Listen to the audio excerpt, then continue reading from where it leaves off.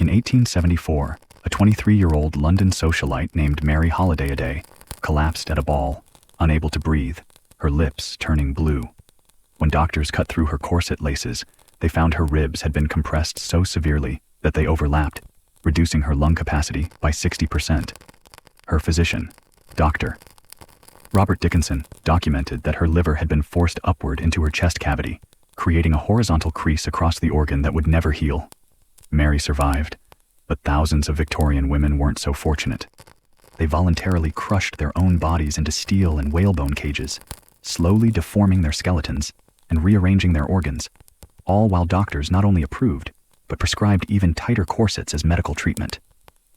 This is the disturbing true story of how Victorian physicians convinced women that their bodies would literally collapse without corsets, creating a multi-billion-dollar industry of medically endorsed torture that killed thousands and left millions permanently disfigured.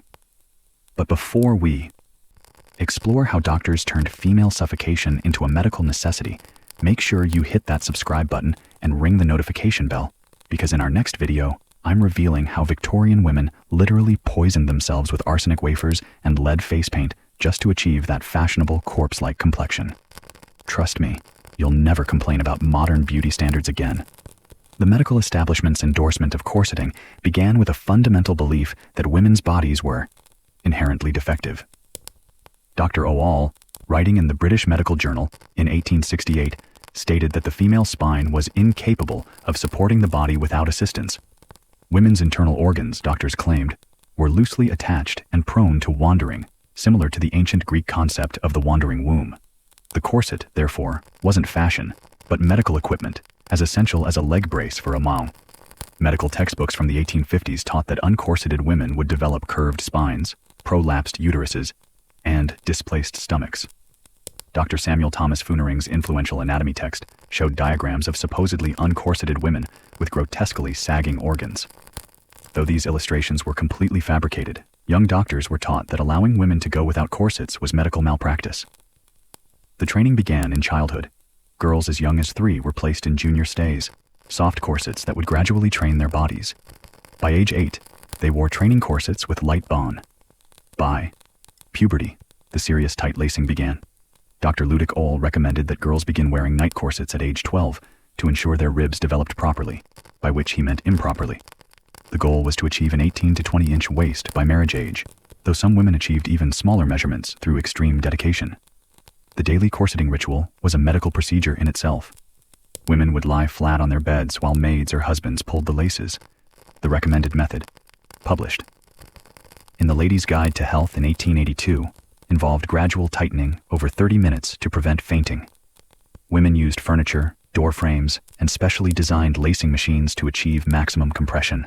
Some establishments offered mechanical corset tightening devices that used cranks and gears to apply inhuman pressure. The physical effects were documented extensively by Victorian physicians, though they misinterpreted them as positive. X-rays, newly invented in 1895, revealed the true horror. Women's ribs were compressed into overlapping positions, their lower ribs pressed so far inward they nearly touched the spine.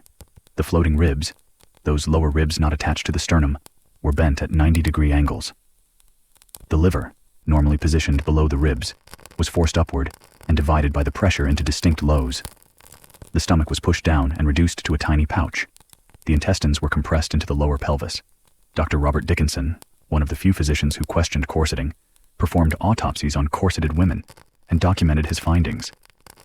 He found livers with permanent grooves where ribs had pressed for decades, lungs reduced to half their normal capacity, hearts displaced and tilted, stomach shrunk to the size of a walnut. Most disturbing were the spines curved into an exaggerated S shape that remained even after death. The symptoms women experienced were dismissed or misattributed. Constant fainting was considered feminine delicacy. The inability to eat more than tiny portions was seen as proper ladylike appetite. Chronic shortness of breath was called the fashionable hectic flush. Back pain caused by atrophied muscles was treated with even tighter therapeutic corsets. Women who complained were diagnosed with hysteria and prescribed the very thing causing their suffering: more corseting. The corset industry was massive, employing over 1 million workers by 1860. Doctors frequently owned shares in corset companies or received commissions for prescribing specific brands. Medical. Corsets claimed to cure everything from tuberculosis to nymphomania. The harness electric corset contained magnets supposedly to improve circulation. Dr. Scott's electric corset claimed to cure paralysis. These medical corsets cost up to $100, equivalent to $3,000 today. The pressure to achieve extreme measurements was immense. Boarding schools for upper-class girls required specific waist measurements for graduation. The Cheltenham Ladies' College mandated no girl could exceed a 22-inch waist. Employment often depended on measurements. Shop girls were measured monthly, and those whose waists exceeded regulations were dismissed. Marriage prospects directly correlated with waist size. Personal ads in newspapers specified maximum acceptable measurements. The tight lacing subculture pushed boundaries even further. Women competed to achieve the smallest waists, documenting their progress in correspondence clubs. The English Women's Domestic Magazine published letters from tight lacers throughout the 1860s and 70s. Women described reducing an inch per month, the pain they endured, and their pride in achieving measurements as small as 18 inches. Some claimed 16 inches, though these claims were likely exaggerated. The methods they used were extreme. Some women had their lower ribs surgically removed, though this was rare and dangerous. More common was wet lacing, where corsets were dampened and worn until dry, shrinking like leather. Women slept in their corsets, never removing them for weeks. Some were literally sewn into their corsets each morning. The most extreme practitioners used corset piercings, rings inserted through the skin that laces passed through, making the corset part of their body. The health consequences were catastrophic, but rarely attributed to corseting. Chlorosis, or green sickness, reached epidemic proportions among young Victorian women. Symptoms included difficulty breathing, heart palpitations, digestive problems, and a greenish complexion from lack of oxygen. Doctors prescribed iron tonics and, ironically, tighter corsets for support. Women suffered from constant indigestion as their compressed stomachs couldn't properly digest food. Many survived on liquid diets, further weakening their health. Pregnancy while corseted was particularly dangerous. Women continued wearing corsets throughout pregnancy, merely loosening them slightly. Maternity corsets advertised the ability to hide pregnancy until the final months.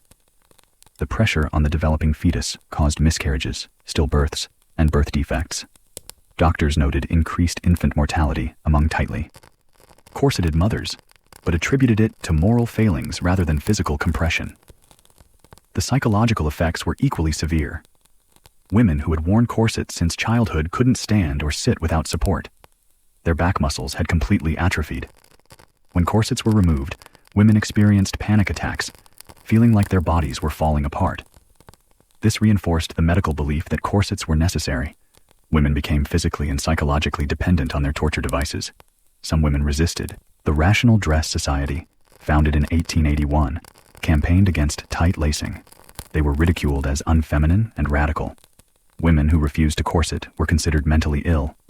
Families had daughters institutionalized for refusing to tight lace. The choice was stark: conform, be cast out of society. Even reform corsets advertised as healthy still compressed waists to 22 inches or less. The death toll from corseting is impossible to calculate. Death certificates never listed corseting as a cause. Women who died from compressed organs were recorded as dying from apoplexy or heart failure. Those who slowly suffocated from reduced lung capacity were listed as consumptive. The countless miscarriages and stillbirths weren't statistically tracked. Conservative estimates suggest thousands of women died directly from corseting, with millions more suffering permanent health damage. The practice didn't end with the Victorian era. Edwardian spend corsets were even more damaging, thrusting the chest forward and hips back, destroying spines. It wasn't until World War I, when women needed to work in factories, that corsets finally began disappearing. The steel used in corsets was needed for the war effort. Women who had been told their bodies would collapse without support discovered they could function perfectly well, uncorseted. When archaeologists excavate Victorian cemeteries today, they can immediately identify corseted remains. The rib cages are permanently deformed, compressed into an hourglass shape that persisted after death. These skeletons are monuments to medical malpractice, physical evidence of how doctors convinced half the population to slowly crush themselves to death. The Victorian corset represents one of history's most successful campaigns of medically endorsed body modification, where physicians used their authority to convince women that torture was treatment. What's most disturbing isn't just the physical damage, but the medical gaslighting. Women experiencing pain, difficulty breathing, and organ failure were told these were signs the treatment was working. Their suffering was repackaged as feminine virtue. Their slow suffocation was called beauty. And any woman who questioned this was labeled hysteric or insane. The corset industry generated billions in today's money-selling torture devices as medical equipment. Doctors built careers prescribing tighter and tighter corsets. Women competed to achieve smaller waists, documenting their body modification with pride. An entire society collaborated in the mass delusion that women's bodies were so fundamentally flawed, they needed to be caged in steel and whalebone just to function. So the next time someone claims Victorian times were more civilized or refined, remember this. Respectable Victorian physicians prescribed devices that broke ribs, displaced organs, and slowly suffocated women to death. They did this for decades to millions of women while claiming it was medically necessary. The Victorian corset wasn't fashion. It was institutionalized medical torture, endorsed by doctors, enforced by society, and embraced by women who had been convinced their own bodies were their enemy. What's the most shocking aspect of this history to you? The medical endorsement, the voluntary participation, or the fact that some women today still practice extreme tight lacing, despite knowing the consequences? Let me know in the comments. And if you thought corsets were disturbing, wait for my next video on why Victorian women literally ate arsenic wafers for beauty. Trust me, the Victorian beauty industry's body count will terrify you. Remember to like and subscribe, and be grateful for modern medicine that doesn't require you to break your own ribs to be considered healthy.